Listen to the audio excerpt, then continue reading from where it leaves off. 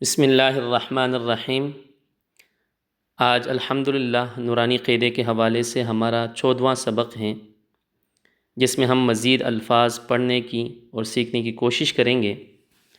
تو پہلے بسم اللہ پڑھتے ہیں۔ اعوذ باللہ بسم اللہ۔ جی میرے ساتھ پڑھنا ہوگا۔ اعوذ باللہ، جی ماشاءاللہ، اعوذ باللہ من الشیطان الرجیم، اعوذ باللہ من الشیطان الرجیم، بسم اللہ الرحمن الرحیم۔ جی بسم اللہ الرحمن الرحیم۔ ربی زدنی علما، جی شاباش، رب زدنی علما، اے اللہ میرے علم میں اضافہ فرما۔ تو غین را تک ہمارا سبق مکمل ہو چکا تھا۔ اب آگے ہم نئے الفاظ سیکھنے کی کوشش کریں گے، پڑھیں گے۔ جتنے توجہ کے ساتھ، جتنے اطمینان کے ساتھ، جتنا شوق رکھیں گے تو اتنا جلدی ہم سیکھ سکیں گے انشاءاللہ۔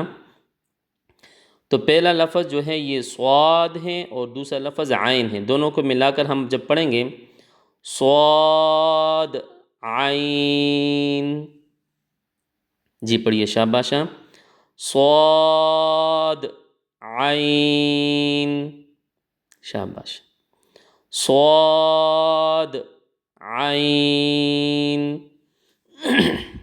جس کے اوپر نقطہ آ جاتا ہے اس کو ضاد، یعنی ایک زوا ہوگی، زوا سے ذرا موٹا کر کے اس کے آواز نکالیں گے، ضاد غین۔ یہ یوں سمجھے کہ ایک چھوٹا بھائی ہے، ایک بڑا بھائی ہے، جس کے اوپر نقطہ نہیں وہ چھوٹا ہے اور جس کے اوپر نقطہ ہے وہ بڑا ہے۔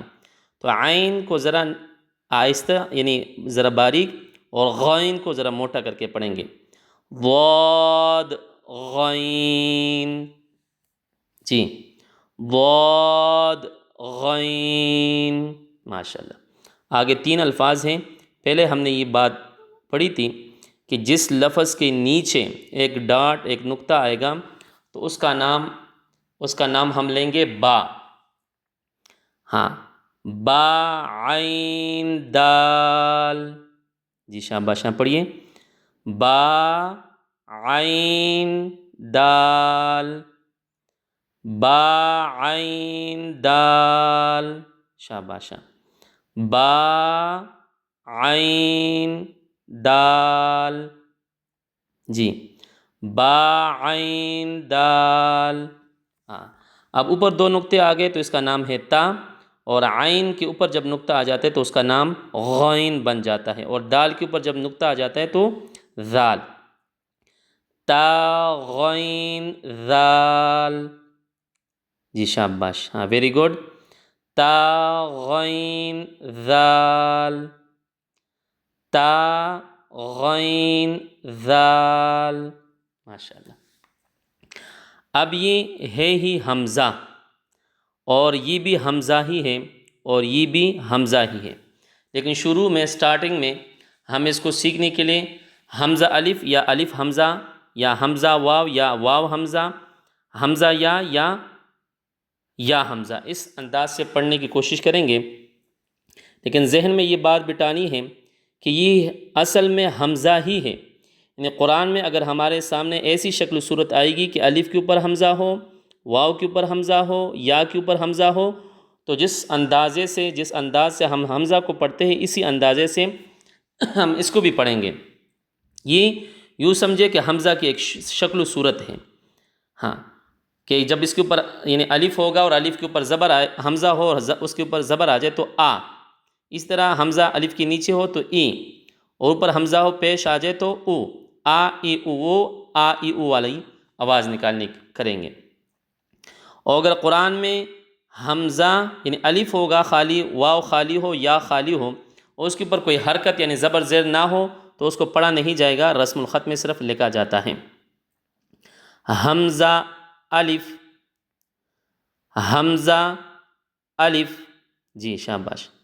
حمزہ واو، حمزہ واو، ماشاء اللہ. پڑھیے حمزہ یا، حمزہ یا، جی شاباش.